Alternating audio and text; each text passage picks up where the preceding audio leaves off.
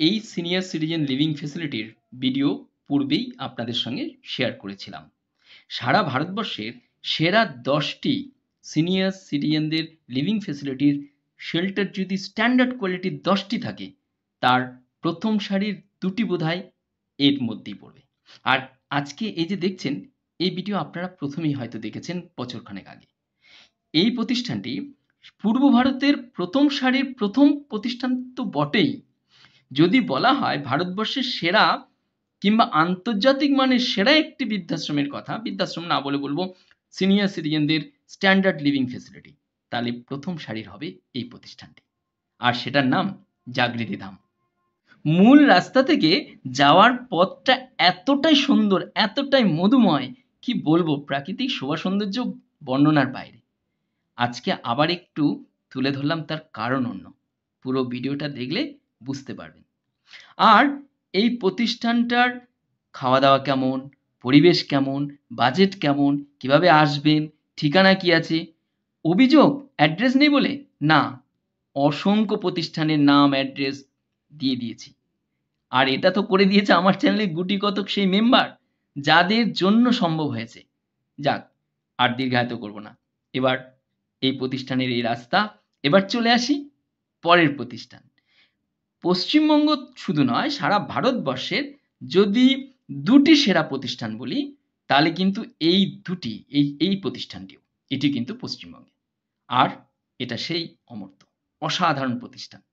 আন্তর্জাতিক মানের প্রতিষ্ঠান বললে কম বলা হবে। পশ্চিমবঙ্গ শুধু নয়, পূর্ব ভারতের সেরা যদি 2টি প্রতিষ্ঠান বলি, কাকে যে প্রথমে রাখবো, কাকে যে দ্বিতীয় রাখবো, এ বলা মানে কি বলবো, নিজেকে লাস্টে অপরাধী হবে। কাকে 1 নম্বর বলবো, কাকে 2 নম্বর বলবো, যাক সে কথা যাচ্ছি না।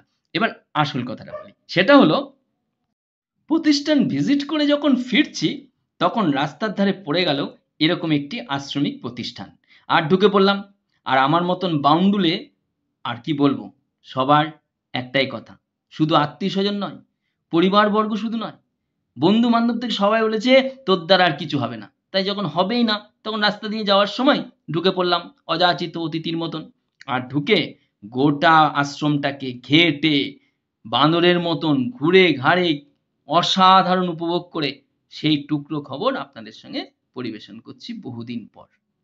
তার কারণ মনে পড়ে গেল, এত সুন্দর একটা প্রতিষ্ঠান যেখানে কিনা থাকাও যাবে, আর অসাধারণ নিয়ম শৃঙ্খলার বাইরে, অর্থাৎ বৃদ্ধাশ্রমের যে, অর্থাৎ সিনিয়র সিটিজেন লিভিং ফেসিলিটির যে নিয়ম, তার বাইরে, তার নিয়মের বাইরে গিয়ে একটু কদিন জুড়িয়ে নেওয়া যাবে।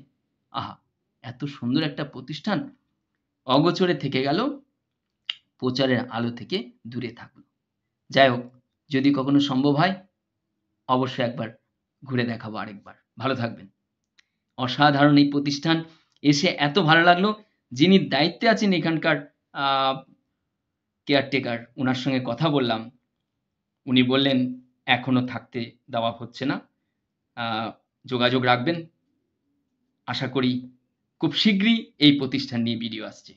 ভালো থাকবেন। প্রণাম রইল সব্বাইকে, অন্তরের অন্তঃস্থল থেকে সব্বাইকে প্রণাম। ভালো থাকবেন, যত্নে থাকুন।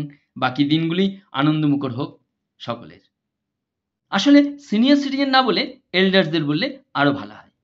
That means after 50, 55। এখন তো 50 উত্তীর্ণর পর ম্যাক্সিমাম বিভিন্ন রকম জ্বালা যন্ত্রণায়, জাগিয়ে সে কথা যাচ্ছি না।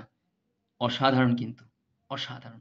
ঢুকে মাত্র এরকম একটা পরিবেশ, ঋষি অরবিন্দ আশ্রম, খুব ভালো লাগলো। ভালো থাকবেন সব্বাই।